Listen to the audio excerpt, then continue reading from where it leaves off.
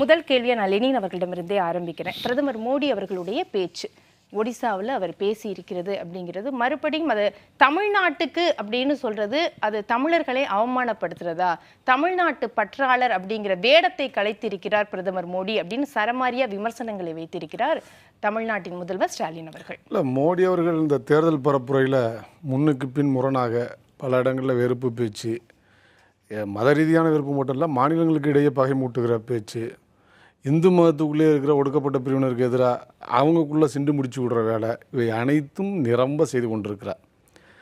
12ஆம் நூற்றாண்டில் கட்டப்பட்டது தான் பூரி ஜெகநாதர் ஆலயம். அது ஒரு பெரிய வரலாற்று பூர்வமான ஒரு ஆலயம். அந்த ஆலயத்தில் பல்வேறு நிகழ்வுகள் நடந்திருக்கு. இப்போ அங்கே பரப்புரைக்கு போனவர் பிஜேடியை தாக்கலாம், அதை திறந்து காட்டலான்னு சொல்லலாம், எல்லாம் பண்ணலாம். ஆனால் அதனுடைய அந்த கருவூலத்தினுடைய சாவியை, அந்த என்ன பண்டாம்பாங்க, ரத்தன் பண்டா, அந்த சாவியை தமிழ்நாட்டை எடுத்து போயிட்டாங்க அப்படின்றார். அப்போ இங்கே தமிழ்நாட்டுக்கு வந்தால் அடுத்த பிறவி வந்தால் நான் தமிழனாக பிறக்கணும், தமிழை கற்றுக்கொள்ளணும்னு விரும்புகிறேன்றாரு. கேரளாவுக்கு போனால் நான் கேரளாவில் பிறக்கணுங்கிறாரு. பெங்காலுக்கு போனால் நான் பெங்காலத்தில் தான் அடுத்து பிறக்கணுங்கிறாரு. ஒரிசாவுக்கு போயும் இப்போ அப்படி தான் பேசியிருக்காரு. ஏற்கனவே ஒரு முறை என்ன சொல்லியிருக்காரு, நான் ஒரிய மொழியில் அந்த செழுமையான பண்பாட்டு பின்புலத்தில் இருக்கிற இந்த மாநிலத்தில் நான் அந்த மொழியை கற்றுக்கணும், பிறக்கணும்னு சொல்கிறார். அப்போ இது என்னன்னா, இதே பூரி ஜெகநாதரில் முன்னாள் குடியரசுத் தலைவரை உள்ளே விடலை. அப்போ ஒரு வார்த்தை பேசலை இவர். அப்போ அவர் கொதிச்சிருக்கணும். சமூக நீதிக்கு எதிராக ஒரு குடியரசுத் தலைவரே உள்ளே விடாத ஒரு கோவில் ஒன்று இருக்குது, அந்த படியெல்லாம் கழுவிட்டாங்களே, கங்கா ஜலம் கொண்டு வந்து கழுவினாங்களே, இது எவ்வளோ மோசமானதுன்னு பண்ணியிருக்கணும். இதே பூரி சங்கராச்சாரியார் ஒரு முறை தீண்டாமைக்கு ஆதரவாக பேசுனதுனால சிறையில் தள்ளப்பட்டார் ஒரு 40 ஆண்டுகளுக்கு முன்பு. அதுவும் நடந்தது. அப்போ சட்டத்தின் ஆட்சி இருந்தது. இப்போ குடியரசுத் தலைவருக்கே இவ்வளவு பெரிய அவமானம் வந்தபோது வாய் மூடி இருந்த மோடி தான் இன்றைக்கு அந்த கருவூல சாவியை தமிழ்நாட்டுக்கு போயிடுச்சுன்னு. தமிழ்நாட்டை சேர்த்து பேச இது தமிழர்களை அவமரியாதை செய்வதை தவிர வேற என்னங்கிறதா காரணம்னு கேக்குறேன். தமிழ்நாட்டை தொடர்பு படுத்தி பேசுறது. ஊபிக்கு போனப்போ சொன்னார்ல, உத்தரப்பிரதேச போனப்போ என்ன, ஏன் தமிழ்நாட்டு எதிர்ப்பு அங்கே கொண்டு போனாரு? அது சனாதனம், அதற்கான காரணம் இருந்தது இல்லையா? சனாதனத்தை பத்தி சனாதனம் மட்டும் இல்லை, உத்தரப்பிரதேசத்துல அந்த சனாதனத்தை இங்க தமிழ்நாட்டுல வந்த போது பேசியிருக்க வேண்டியதானே, தமிழ்நாட்டுல வந்திருக்க போய் பேசியிருக்க வேண்டியதானே, ஏன் அங்க போய் அதை சொல்றாரு? அப்ப உங்களுக்கு அப்ப இங்க இருக்கிற இந்தியா கூட்டணியில தானே திமுக எல்லாம் இருக்கிறாங்க, இப்ப காங்கிரஸ் எல்லாம், இவங்க உத்தரப்பிரதேசத்துல போய் இதே சனாதனத்தை பத்தி பேசிருக்கலாமே. இப்ப அது தேவையில்லைங்க, அது தேர்தல் இஷ்யூ இல்லைங்க. நீங்க என்ன 10 ஆண்டு நீங்க என்ன செய்தி கிழித்தீர்கள் பேசுங்க. வேலை வாய்ப்பு 5 கோடி பேர், ஆண்டுக்கு 2 கோடி, இன்னும் 20 கோடி பேருக்கு கொடுத்துட்டேன் சொல்லுங்க. புதிய திட்டங்களை கொண்டு வந்திருக்கோம் சொல்லுங்க. மேக் இன் இந்தியாவில் எத்தனை பேருக்கு வளர்ச்சி வந்திருக்குன்னு சொல்லுங்க. எல்லாம் நீங்கள் உங்களோட இதை முழுக்க சொல்லுங்கள். பேட்டி பச்சாவுன்னு சொன்னீங்களே, அந்த இதில் எவ்வளோ பாதுகாப்புன்னு சொல்லுங்கள். இவ்வளவு பண்ணிட்டு, அதாவது இது மட்டுமல்ல, நீங்கள் ஒன்று யோசிச்சு பார்க்கணும்.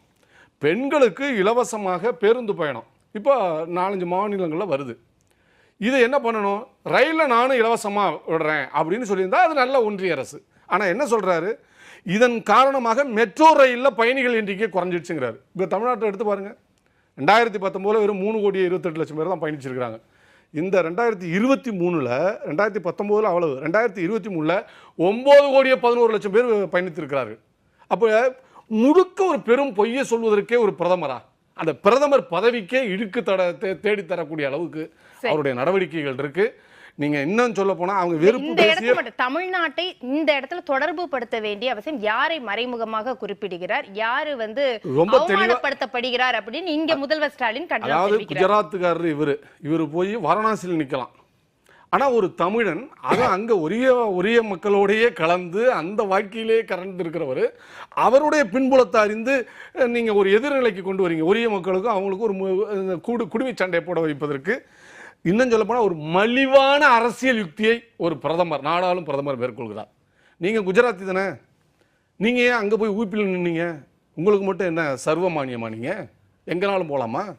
ஆனால் மற்றவர்கள் யாரும் போகக்கூடாது, தமிழ்நாட்டை சேர்ந்தவங்க எந்த மாநிலத்தில் இருக்கக்கூடாதா? காஷ்மீர் 370 சிறப்பு அந்தஸ்து நீக்கினது என்ன சொன்னீங்க, இந்தியாவிலேருந்து அந்நியமாக இருக்கிறது, எல்லாரும் அங்கே போய் தொழில் செய்யணும், இல்லாத விஷயங்கள்லாம் நீங்கள் சொன்னீங்க. ஆனால் ஒரு தமிழர், அதான் ஐஏஎஸ் ஆஃபீஸராக அங்கே இருந்தார், அவர் அந்த கட்சியின் மீது எனக்கு பல கருத்து வேறுபடுங்க, அது வேறு. ஆனால் விஷயத்துக்கு வரணும்ல, அவரும் அந்த கட்சியில் இணைந்திருக்கிறார். அவருடைய கொள்கைகளை பற்றி விமர்சிங்க, அந்த அரசு செய்த தவறுகளை பற்றி விமர்சிங்க. நீங்க தான் வழக்கமாக சொல்லுவீங்க, ஊழல் கதையெல்லாம் சொல்லுவீங்களே, சொல்லுங்க. அந்த பற்றி பேசாம நீங்க அவர் தமிழர் அப்படிங்கிறத நீங்க மீன் பண்ணி அவர் திருடிட்டு போயிட்டாருன்னு சொல்றீங்கன்னா உங்களுடைய நோக்கம் என்ன? சரி அப்ப இது ரொம்ப கண்டனத்துக்குரியது. இது தமிழ்நாட்டை தமிழர்களை அவமானப்படுத்துவது.